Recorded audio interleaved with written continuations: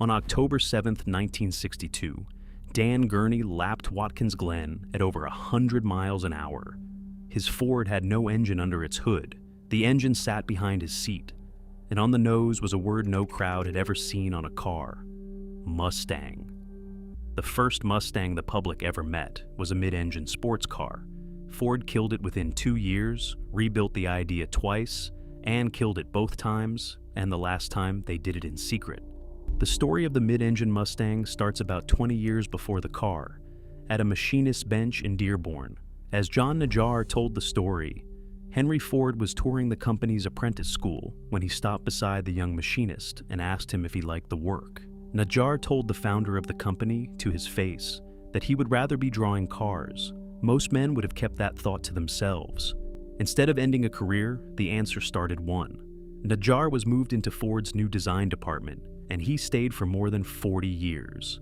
Born to a Lebanese-American family in Omaha, Najjar turned out to be exactly the kind of designer Detroit needed and rarely hired. By the mid-1950s, he had helped design the Lincoln Futura, a chrome-finned show car that later gained a second life as the original Batmobile. He was also, his whole life, an airplane man. That detail matters more to this story than any of the chrome. In January 1962, Ford ran an internal design competition for a small two-seat sports car.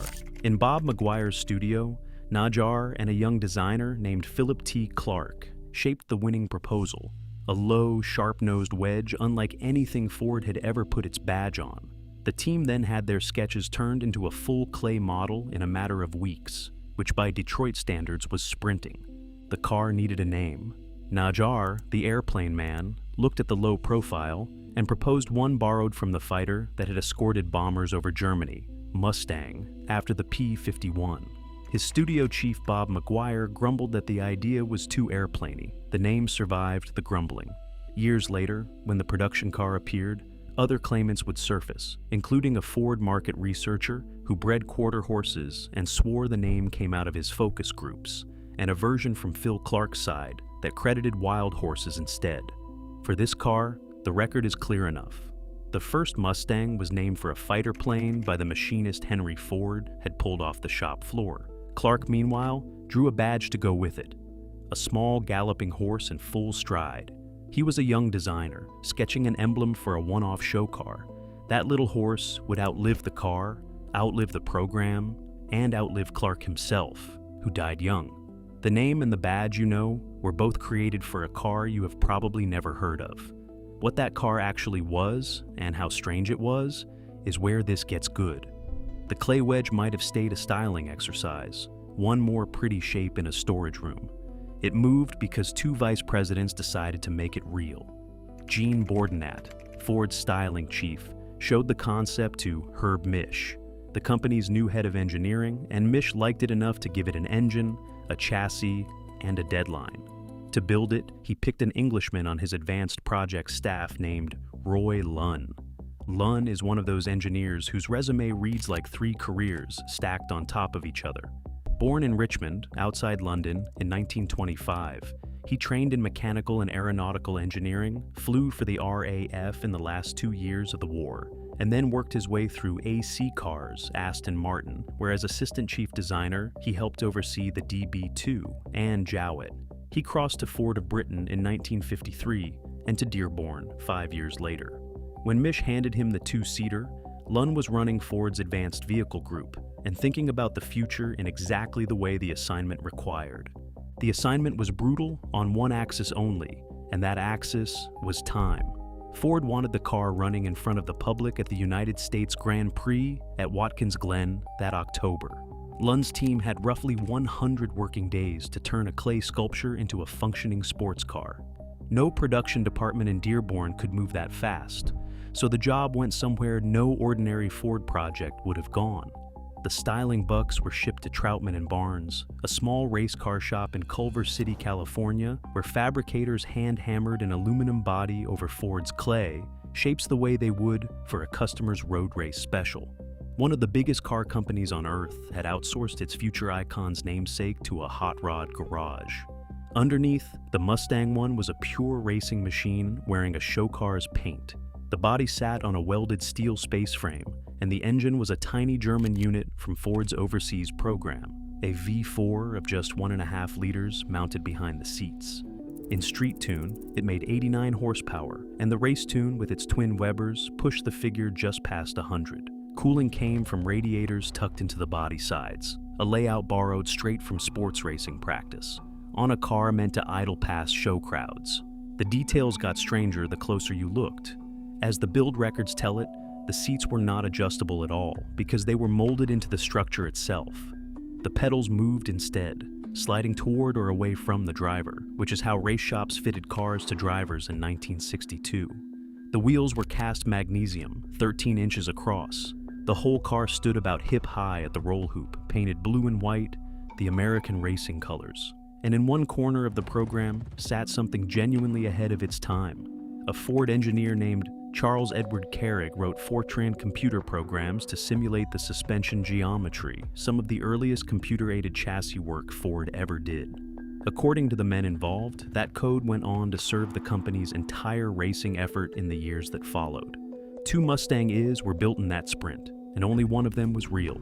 The second was a fiberglass styling shell that never ran, a stand-in for show duty, which means every famous photograph of the car moving shows the same single aluminum machine. Period testing of the street tune recorded a 0 to 60 time of just over 11 seconds. Honest numbers for 1.5 liters hauling a whole automobile. And beside the point. The car was never about the drag strip. It was about what a company is willing to build when nobody has told it no. Yet. By early October, the real car existed. It ran and it weighed, depending on who was measuring and how, somewhere around 1,200 pounds dry. 100 days after being a lump of clay, it was loaded up for upstate New York, where the Formula One circus and the American press were waiting. Ford was about to find out what the public thought of a mid-engine sports car with a pony on its nose. Sunday, October 7th, 1962, the United States Grand Prix weekend at Watkins Glen. Between sessions, Grand Prix driver Dan Gurney folded himself into the Mustang One's fixed seat, slid the pedals to fit his long legs, and went out onto the circuit. The archive at Watkins Glen records him lapping at over 100 miles an hour, and period accounts say he nudged 120, with lap times reported as only slightly off the pace of the Formula One cars. Whatever the exact number, the optics were absurd. A 1.5-liter show car, built in a hot rod shop in 100 days, was circulating a Grand Prix track at racing speeds. The same weekend, the car led the driver's parade. Sitting in the passenger seat, waving to the crowd, was Sir Sterling Moss, months after the Goodwood crash that had ended his driving career. The photograph survives in the Watkins Glen archives, the most famous racing driver in the world, riding shotgun in a car, wearing a name nobody had heard before that morning. Ford could not have staged a better christening if it had scripted every second.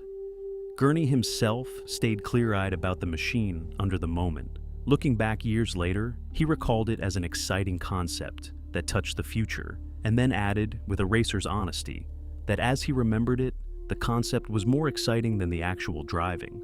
The car was a promise, not a finished product. Promises, it turned out, were exactly what Ford intended to harvest from it. The press did Ford's marketing for it. Motor Trend reported that Ford was preparing a sports car to take on the Corvette, and the enthusiast world lit up. The car went west a few weeks later and ran demonstration laps at Laguna Seca during the Pacific Grand Prix.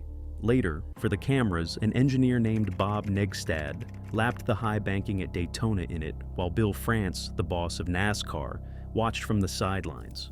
Roy Lunn wrote the car up as a technical paper for the Society of Automotive Engineers that January, presenting it to his profession as Ford's experimental sports car. Inside and outside the company, plenty of people believed they were looking at the future. The man who mattered did not. Lee Iacocca, the Ford division general manager whose team had commissioned the car, watched the enthusiasm carefully and drew the opposite conclusion. Years later, in his autobiography, he explained the verdict in one brutal passage.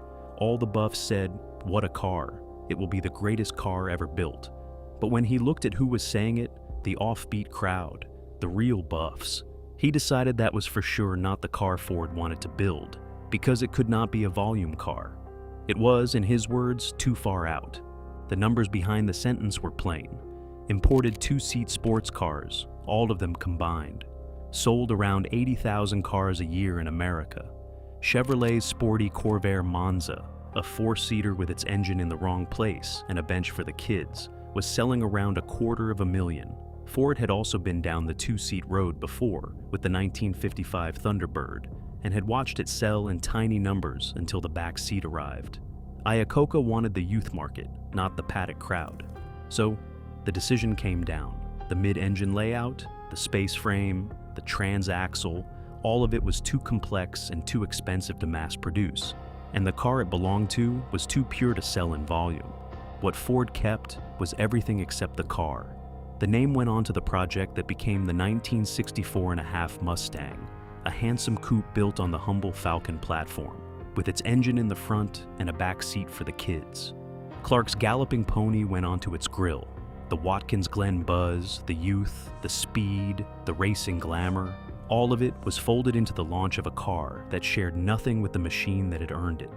The bet paid off beyond anyone's arithmetic, and the Mustang became one of the best-selling nameplates in American history. The wedge that had christened it was retired to the show circuit, shipped to Europe for press events, and quietly brought home damaged. 2 consolation prizes softened the loss, one for the team and one for the car. When Ford's attempt to buy Ferrari collapsed in 1963, the company organized a racing program almost overnight, and Roy Lunn was put at the head of its engineering. The team he drew on was built from the same people who had created the Mustang one, and their next mid-engine Ford was the GT40. Lunn said it himself years later. The people who came out of the Mustang, one group went on to win Le Mans. The car's consolation was Stranger. Ordered destroyed under standard prototype policy, the Mustang one simply never made it to the crusher.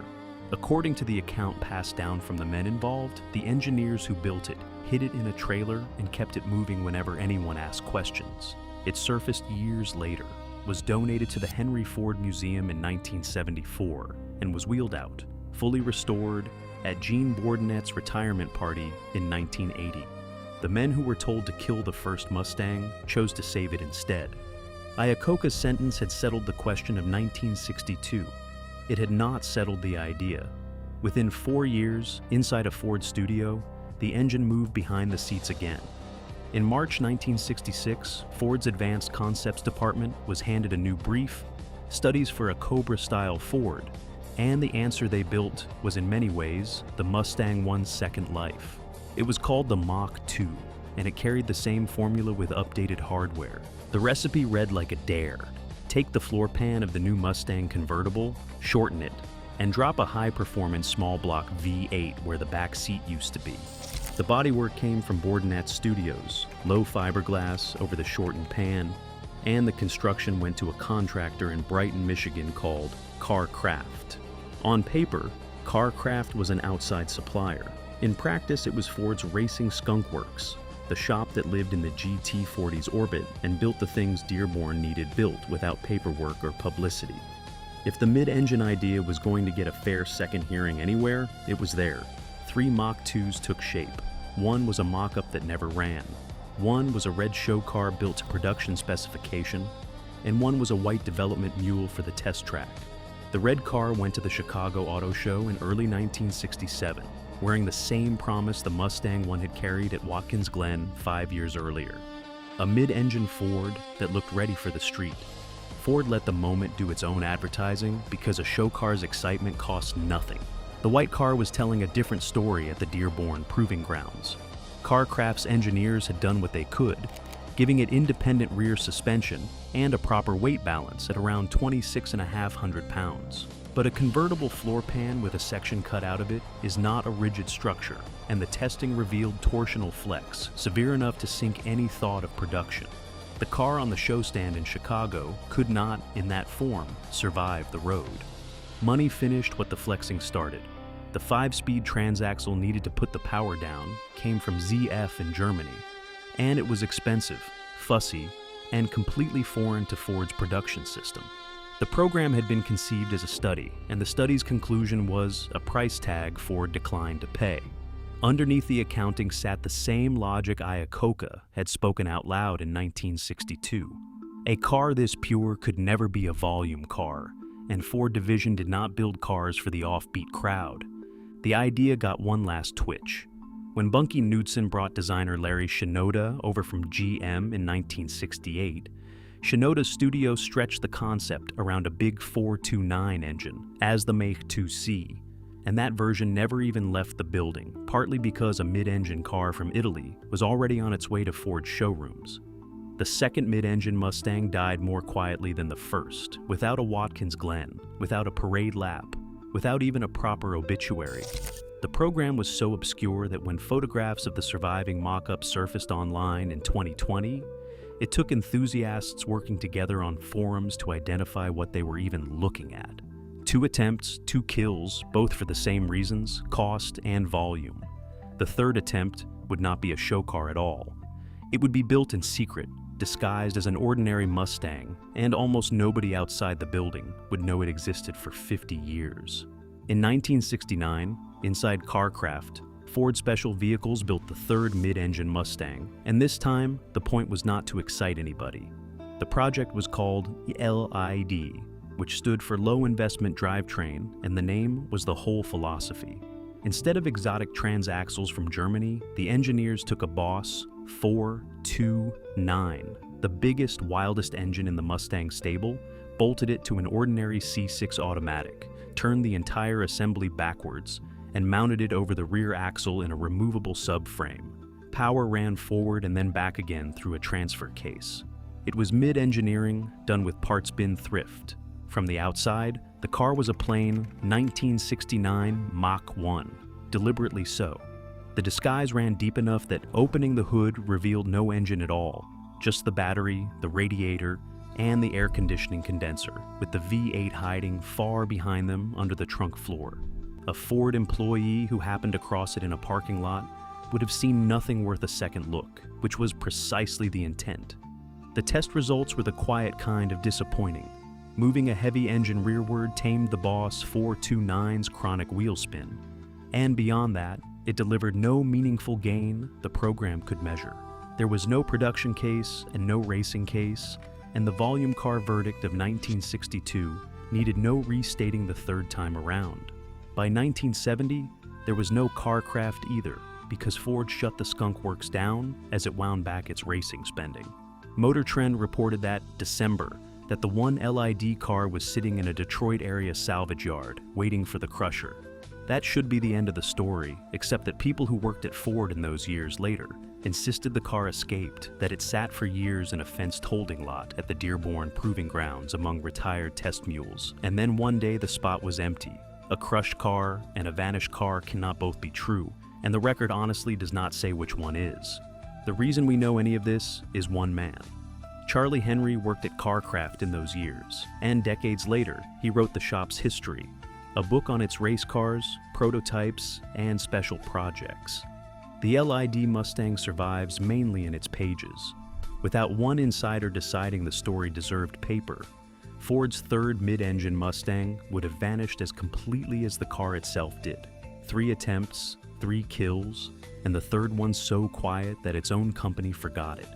And yet, while all of this was happening, Ford dealers really were selling a mid-engine car with Ford power in it. Ford just had not built it. The car in the showroom was called the De Tomaso Pantera, and it was Ford's mid-engine program by acquisition rather than engineering. The chassis and body were Italian, and in the middle of the car sat Ford's own 351 Cleveland Vivid 8, driving through the same style of ZF transaxle the Mach 2 had been killed for.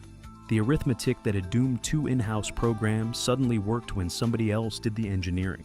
From 1971, Lincoln Mercury dealers sold the Pantera in America for around $10,000, which put a mid-engine exotic within reach of a well-paid dentist. Just over 5,000 found buyers before it ended, though even that count is disputed between Ford's figure and the industry's. The Pantera years produced one of the great pieces of American car folklore. In 1974, Elvis Presley bought a used yellow one as a gift for his girlfriend Linda Thompson, and, as the Peterson Automotive Museum tells it, When the car refused to start after an argument, he settled the matter with his pistol. The bullet marks caught the steering wheel and the windshield. That exact car sits in the Peterson today, holes unrepaired, which makes it possibly the only car in any museum preserved specifically because somebody shot it. Behind the folklore, the same old verdict was assembling itself. Early Panteras overheated. Their panel gaps were smoothed over with body solder, and rust protection was minimal. Then the oil crisis arrived, and with it a wave of federal bumper and emissions rules that the low Italian body absorbed awkwardly, growing federal impact bumpers for 1973. At the end of 1974, Ford stopped importing it. The one mid-engine car Ford ever sold in volume was gone inside 4 model years, and the company's flirtation with the layout went dormant for good. Here is where the 60-year echo lands. In July 2019, Chevrolet revealed the C8 Corvette, the first mid-engine production Corvette after 66 years of front-engine cars, with a base price under $60,000. It was the bet Iacocca refused in 1962, taken at volume scale, and it sold. Ford never followed. The Mustang stayed front-engine, rear drive, with a back seat, because that recipe is the Mustang, and because by the time the C8 proved the layout could sell, Ford's development money was already flowing toward electrification. Every so often, a rumor of a mid-engine Mustang resurfaces in the trade press, and every time, the answer has been the same answer Iacocca gave. The people of this story scattered into other legends. Roy Lunn, having built the first mid-engine Mustang and engineered the GT40 that won Le Mans, moved to American Motors, where he created the AMC Eagle, America's first four-wheel drive passenger car, and led the engineering of the Jeep Cherokee XJ. He died in 2017 at 92, having quietly shaped 3 separate corners of American motoring. The Mustang one itself still exists. It sits in the Henry Ford Museum in Dearborn, small, blue and white, hip high, with the first galloping pony ever cast still on its nose. Of everything created in that 100-day sprint, the car is the only piece that was never mass-produced. The name conquered the world, and so did the badge, galloping ponies on millions of cars their young designer never lived to see. The car that carried them first got a museum plinth, a quiet corner in Dearborn, and a story most Mustang owners have never heard.